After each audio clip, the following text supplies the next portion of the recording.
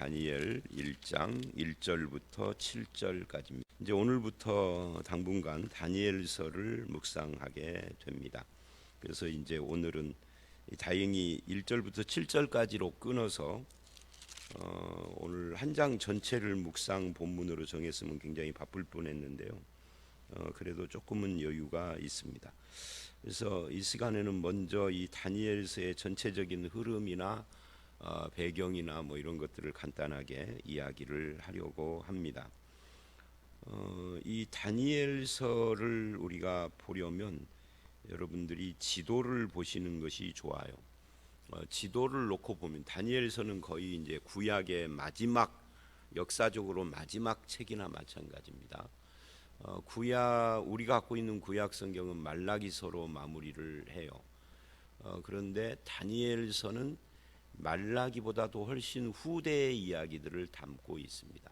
그래서 이 다니엘서는 역사서냐 선지서냐 하는 논란도 있습니다. 물론 선지서죠. 그런데 선지서인데 역사적 내용, 아직 안 일어난 역사적 내용과 현재 일어나고 있는 다니엘 시대에 일어나고 있는 역사적 내용을 함께 다루고도 있습니다. 근데 이제 그걸 선지자적으로 다루고 있다라고 할 수가 있죠. 그래서 이제 구약 성경의 맨 마지막 책이나 마찬가지인데 그런 의미에서 그런데 이 구약 성경 전체는 지도를 놓고 보면 어떤 내용이냐면 이 갈대아 우르 아브라함의 등장 이전의 창세기 1장부터 11장까지는 그 역사 이전 시대라고 할 수 있으니까 갈대아 우르에서 아브라함을 부르는 데부터 시작을 해요. 이 갈대아 우르는 메소포타미아 지역 맨 끝에 있습니다. 걸프만하고 연결되는 것이죠. 갈대아 우르에 있는 나라가 바벨입니다.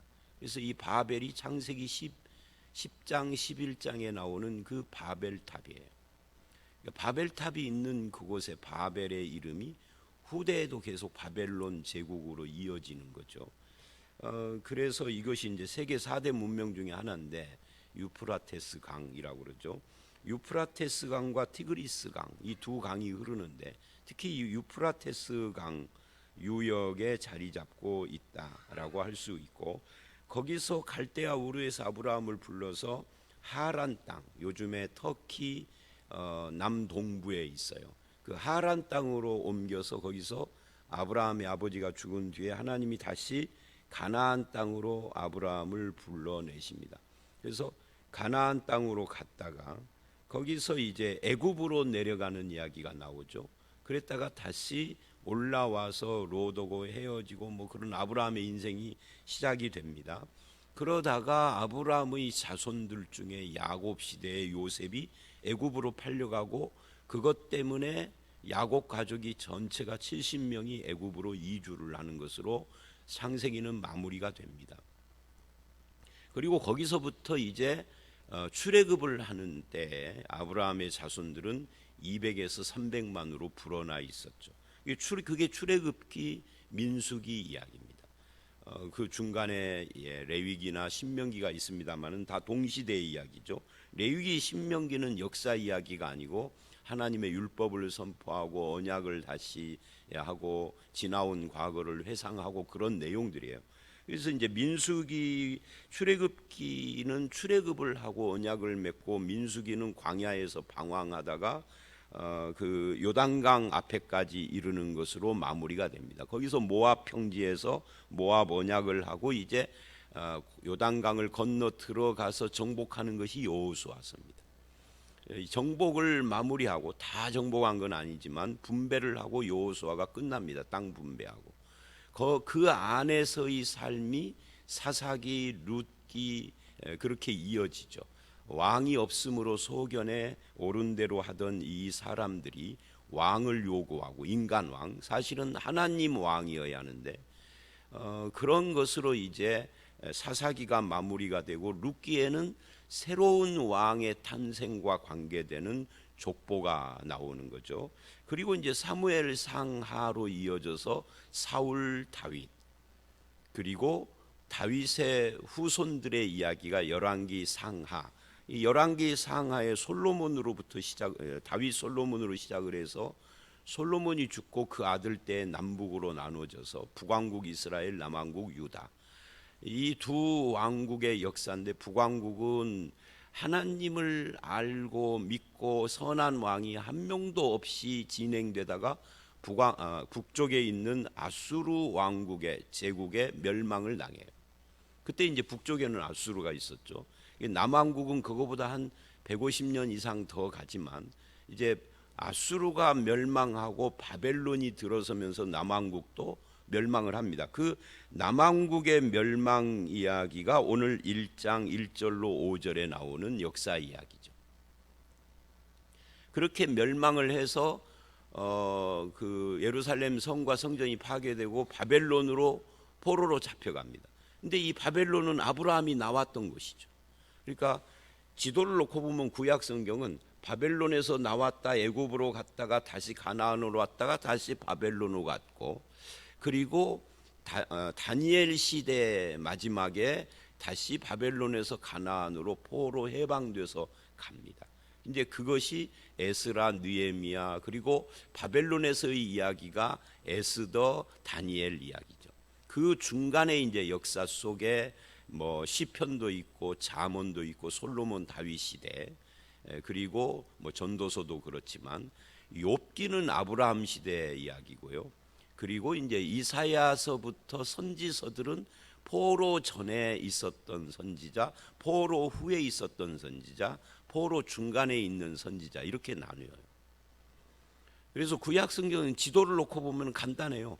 바벨론, 가나안, 애굽, 다시 가나안, 바벨론, 다시 바벨론, 그 다음에 다시 가나안, 이렇게 마무리가 되고 예수님이 오시는 거죠.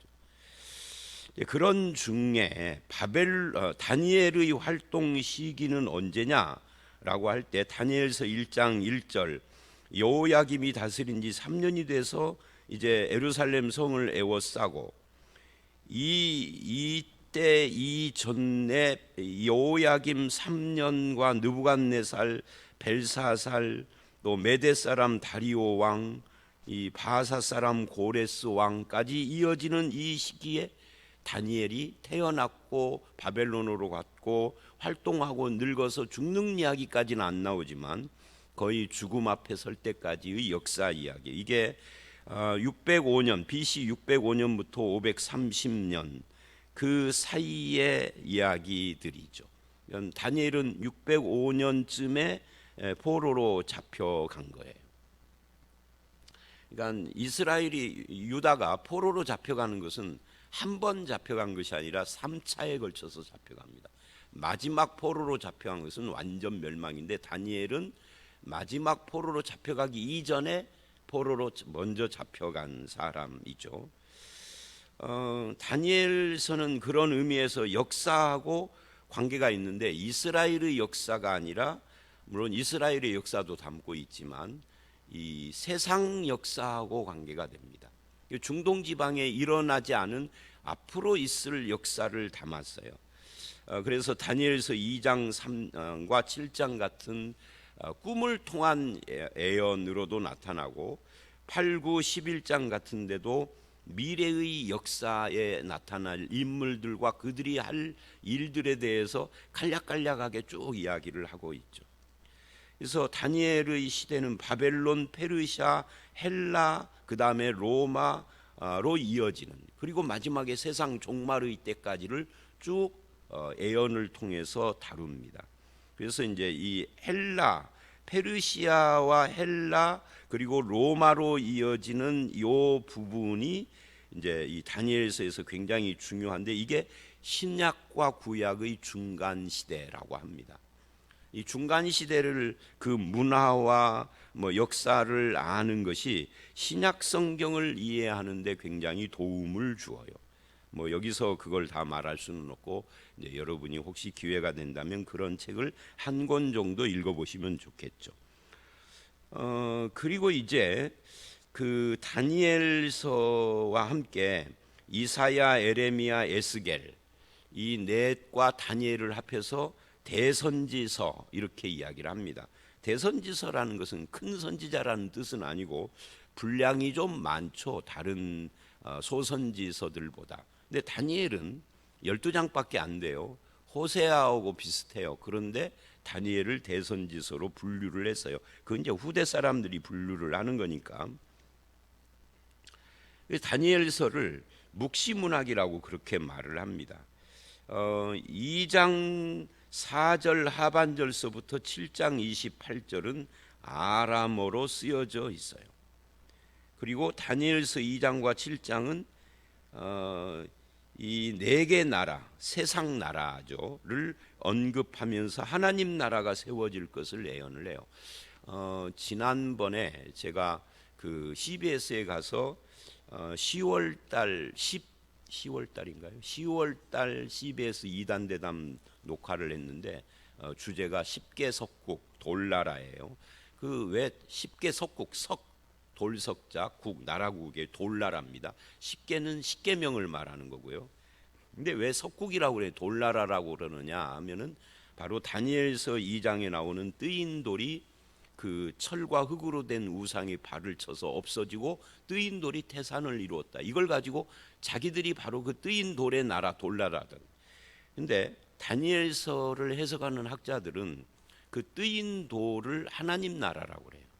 예수 그리스도와 연관이 있어서 이 철과 흙이 섞인 우상의 발은 로마 시대를 말하는 거거든요. 로마가 다인종 사회예요.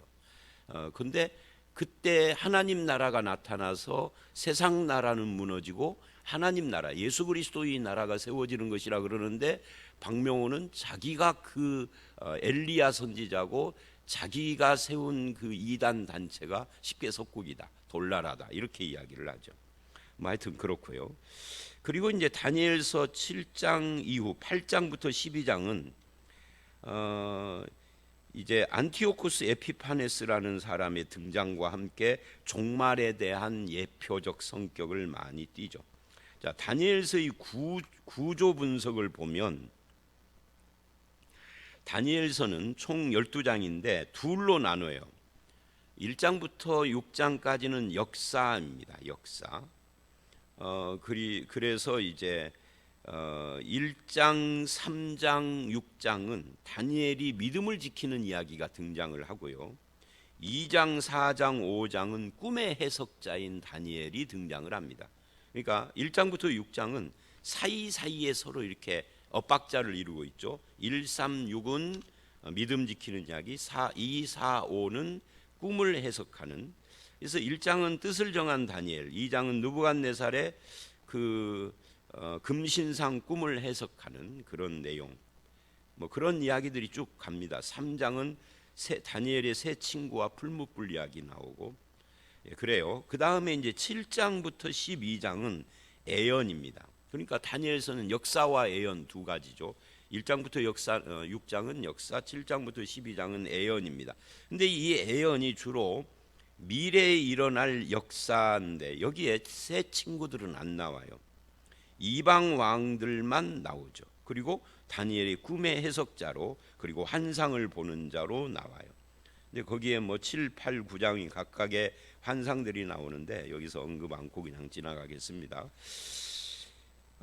이 다니엘서의 신앙, 이 다니엘서는 굉장히 종말론적이죠. 그리고 하나님께 적대적인 세상 나라들과 그 가운데서도 하나님이 통치하는 이 주권의 이 통치에 쓰임 받는 도구로 이방 왕들이 등장을 하는 그런 내용들이 나오고, 그러니까 하나님은 온 세상의 통치자인 거죠. 가나안 땅만 다스리는 게 아닙니다. 이스라엘은 나라가 망했어도 하나님은 여전히 다스리는 거예요. 그래서 하나님의 백성들에는 고난을 피할 수가 없음에 대해서도 이 다니엘서는 이야기를 합니다. 이게 이제 다니엘서의 신앙 또는 신학이라고 할 수가 있죠. 자, 이제 다니엘서의 어떤 전체적인 이야기는 그 정도로 하고요.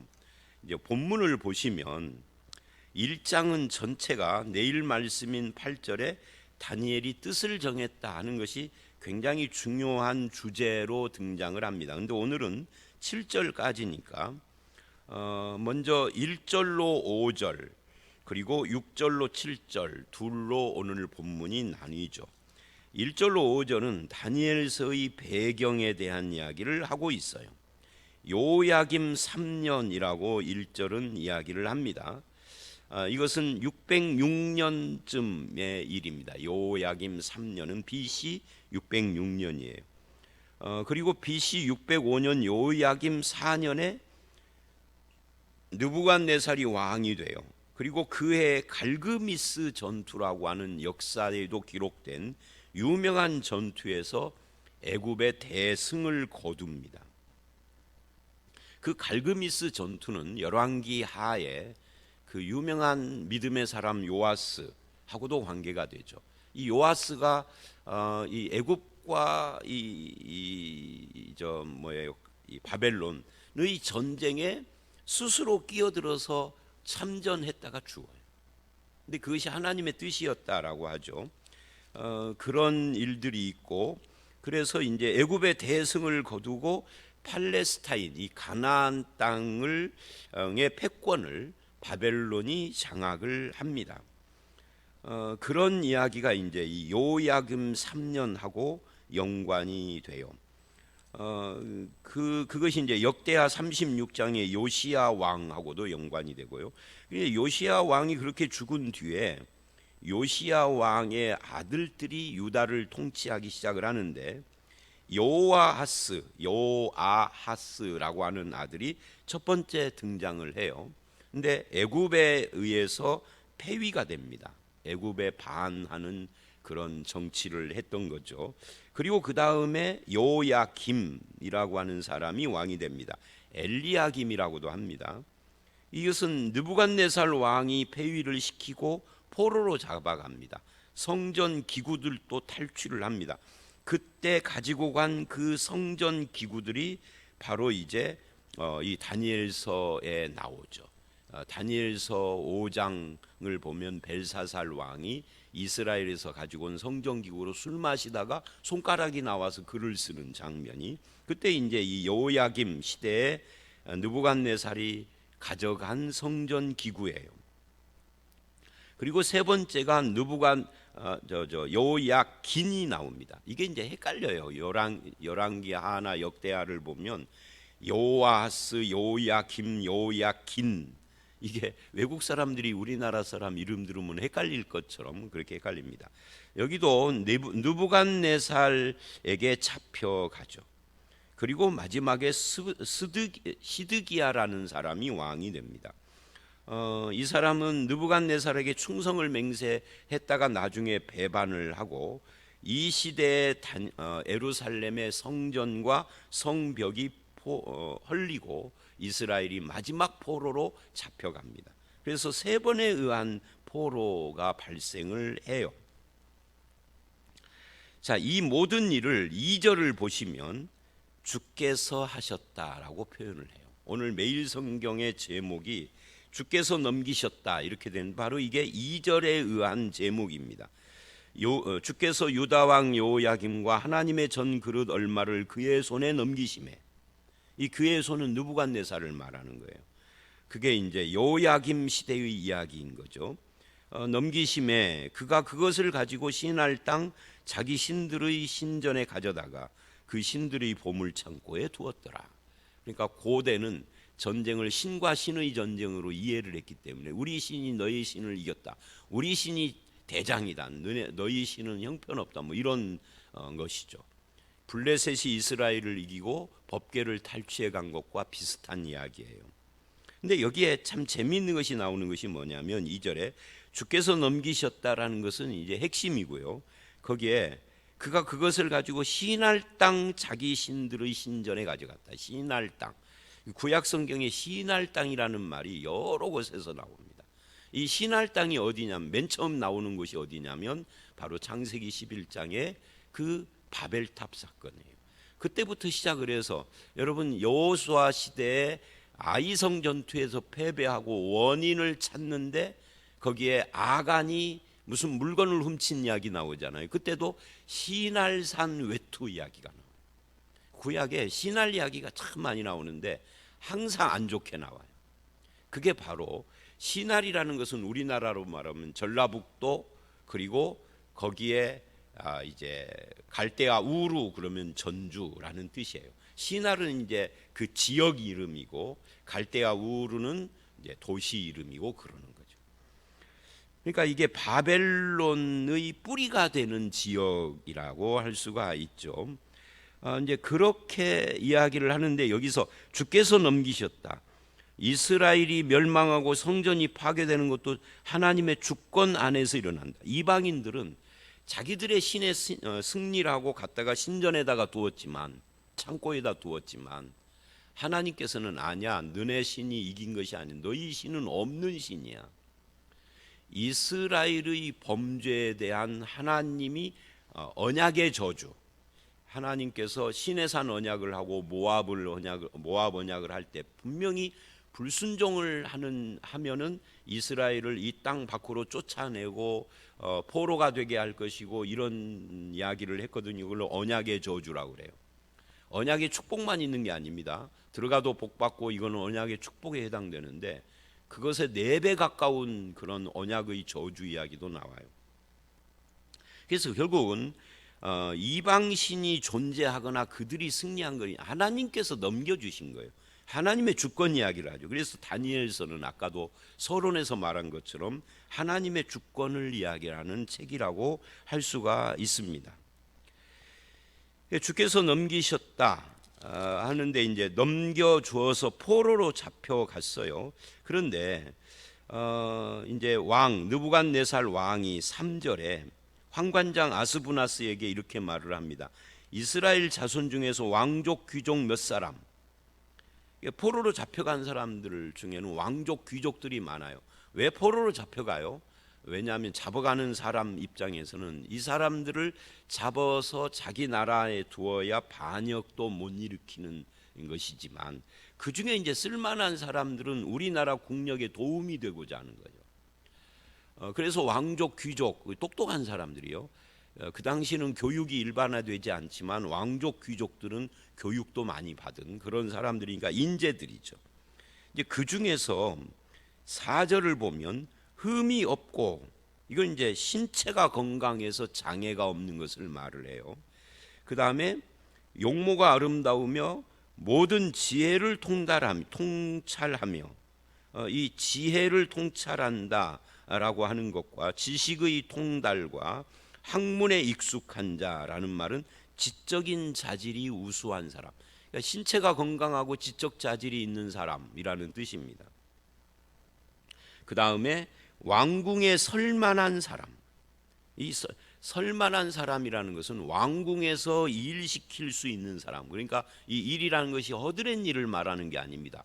왕을 보좌하는 그런 관리가 된다든지 뭐 이렇게 쓸만한 능력이 보이는 사람, 그 중에 소년들을 데리고 하라. 그러니까 신체적 지적으로 건강하고 가문도 훌륭한 소년들 중에, 포로로 잡아온 소년들 중에 이제 바벨론을 위해서 부려먹을 만한 사람들을 양성하려고 하는 인재 양성의 계획을 세운 거죠. 그래서 뭐를 하느냐면 4절 하반절부터 5절을 보면 갈대아 사람의 학문과 언어를 가르치게 하고 왕의 음식과 그가 마시는 포도주에서 날마다 쓸 것을 주어서 그 다음에 3년을 기르게 하고 그 다음에 왕 앞에 서게 할 것이다. 즉 등용시킬 것이다. 우리로 막으면 이제 출세의 길을 열어주는 거죠. 자, 그러면 느부갓네살이 이렇게 하는 이유가 뭐예요? 음식을 주는 것은 뭐 양육시키는 것이고, 갈대아 학문과 언어를 배우게 하는 이유는 뭐예요? 이들을 바벨론화 시키는 거죠. 가끔 보면 우리나라의 그 신문 방송에 미국의 무슨 장군이 한국계가 세워졌다, 뭐 프랑스의 어떤 여자 장관이 한국계다, 뭐 무슨 대통령, 미국 대통령의 무슨 뭐 보좌나 무슨 뭐가 한국 사람이다, 뭐 이런 말을 하는데 사실은 그런 걸 보면서 저는 피식 웃어요. 왜냐하면 그 사람들하고 대화를 해보세요. 한국에 대해서 무슨 눈곱만큼이라도 생각을 하고 있는가. 제가 프랑스에서 이번에 어떤 여자가 장관급에 올랐더라고요. 한국 여자가. 근데 인터뷰한 걸 읽어봤더니 제 생각이 맞아요. 한국에 대해서 어떻게 생각하냐니까 나를 버린 나라, 프랑스는 고마운 나라. 한국 생각 눈꼽만큼도 없어요. 미국도 마찬가지입니다. 약간이야 한국, 내가 한국 깨닫는 것 때문에 약간이야 있겠지만 우리가 생각하는 만큼은 아니에요. 그러니까 지금 뭔 말이냐면 이 4절 5절 말씀이 저들을 철저히 바벨론화 시켜서 인재를 써먹으려고 하는 거죠. 이 바벨론화를 시키는데 가장 중요한 것이 학문과 언어라고 생각. 여러분, 언어, 한국어를 잃어버리고 미국어를 쓰면은요 정신도 한국 정신이 아닌 거예요. 언어가, 일제가 우리나라에서 그렇게 하려고 했던 것이 두 가지잖아요. 창씨개명과 그 다음에 일본어 교육, 한국어 폐지잖아요. 그래서 일본어 교육을 그렇게 애를 쓰려고 했었던 이유도 똑같은 겁니다. 여러분, 그러면 음식 먹는 것과 학문 언어 배우는 것과 어떤 것이 더 위험할까요? 얼른 보면은 학문과 언어를 배우는 것이 훨씬 위험해요. 사상을 개조하는 거니까. 근데 내일 말씀을 보면 다니엘이 학문과 언어는 배우는데 음식을 거부해요. 이상한 이야기를 지금 하고 있는 겁니다. 그건 이제 내일 보기로 하고요. 그 다음에 이제 6절, 7절 오늘 말씀의 마지막 부분을 보면 이제 다니엘이 등장을 하는데 6, 7절에서 우리가 주목할 것은 이름입니다. 그러니까 이걸 일제가 우리 창씨개명하고 똑같은 거예요. 창씨개명을 시켜놓고 이름을 일본말로 일본 이름으로 말하고 언어도 일본어를 쓰면은 그렇게 해서 한 세대가 지나면 완전히 일본화가 되는 거죠. 그런데 다니엘은 벨드사살이라고 그랬습니다. 이 벨이라고 하는 것은 바벨론의 우상인데 벨드사살 그러면 벨의 왕자라는 뜻이에요. 제가 아는 장로님 한 분이 이칠성 장로님인데, 칠성, 왜 이름이 칠성이냐 하면 그 어머님께서 아들을, 옛날에는 아들 못 낳으면 뭐 구박받잖아요. 그런데 아들을 못 낳는데 어느 날 아들을 낳았어요. 어떻게 낳았느냐면 칠성님께서 점지해 주셔서. 그 신앙 고백인 거예요. 근데 이제 이분이 예수 믿고 장로까지 되셨는데 본인이 그 말을 하셔서 알았죠. 그 똑같은 겁니다. 벨드사살. 하나냐는 사드락. 이 사드락에 대해서는 뭐 학자들도 알 수 없다. 다만 우상과 관련된 거다, 그런 뜻이라고 그러고요. 이 미사엘은 메삭. 이것도 우상과 관련된 겁니다. 그러니까 정체성을 바꾸려고 하는 겁니다. 이름을 바꿈으로써. 아사랴는 아벳느고. 이 느고라는 것도 우상 이름이에요. 이 아벳이라는 말은 종이라는 뜻입니다. 그러니까 나는 느고의 종이다, 그런 뜻입니다. 그 이름을 고친다는 것은 그 문화에 녹아 들어가는 첫 번째 관문이라고 할 수 있는데, 과연 이 7절까지의 말씀을 통해서 우리는 이들 네 사람이 앞으로 장차 어떤 삶을 살 것인가가 궁금해지죠. 근데 이제 다니엘서를 끝까지 쭉 읽어보면 참 재미있는 현상 하나가 있어요. 사드락, 메삭, 아벳느고. 굉장히 익숙하죠. 하나냐, 미사엘, 아사랴. 잘 모르죠. 왜냐하면 우리들도 익숙한 이름이 사드락, 메삭, 아벳느고예요. 하나냐나 미사엘, 아사랴. 이 다니엘서 이 세 사람은 다니엘서 자체에서도 하나냐, 미사엘, 아사랴라고 하는 이스라엘식 이름으로 쓰지 않아요. 사드락, 메삭, 아벳느고라고 그래요. 그래서 우리들도 그게 익숙해. 근데 다니엘은 고친 이름이 벨드사살인데 벨드사살이라는 이름이 거의 안 나와요. 한 번이나 나오나요? 그것도 남이 벨드사살이라 이름하는 다니엘이다, 이렇게 남이 하는 말로 나와요. 본인은 그렇게, 다니엘서 이 저자인 다니엘은 끝까지 다니엘이에요. 그러니까 우리로 말하면 창씨개명은 어쩔 수 없이 했지만 써먹지는 않는 거죠. 이름은 고쳤지만. 저도 이름 고친 적이 있어요. 언젠가 한번 말씀드렸죠. 이름이 되게 웃기는 이름으로 고쳤는데 그건 뭐 점쟁이 집에 찾아가서 저희 어머니가 고쳤죠. 예수 믿기 전에. 근데 한 번도 써먹지를 않아요. 안 써먹으면 의미가 없는 거죠. 그래서 다니엘은 끝까지 다니엘입니다. 다니엘서에서. 그래서 이름도 다니엘서잖아요. 그래서 다니엘서는 의외로 하나님의 주권, 이스라엘의 멸망과 포로로 잡혀감과 또 다니엘과 세 친구가 출세를 하는 것과 이게 모두 다 하나님의 뜻 가운데서 이루어지는 주권적 역사일 뿐만 아니라 인간의 입장, 다니엘의 입장에서는 그 가운데서 신앙의 지조를 끝까지 지키는 이야기다 하는 것을 이 1절로 7절에서 우리가 엿보게 하죠. 자, 오늘 말씀 여기까지입니다.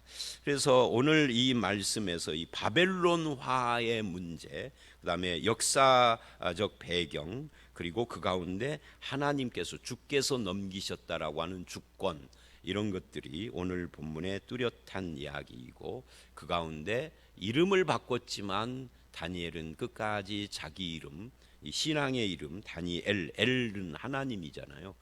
이름을 끝까지 지켜가는 모습들이 있었다 하는 것으로 우리가 이 본문을 보게 됩니다. 저와 여러분들도 우리의 삶에 하나님의 뜻과 주권적인 역사가 있음을 믿고 있다라는 걸 믿어야 하는 거죠. 우리가 다 이해를 하지 못한다 할지라도, 그리고 신앙의 지조를 끝까지 지켜가는 저와 여러분들이 되시기를 주의 이름으로 축원합니다. 함께 기도하겠습니다.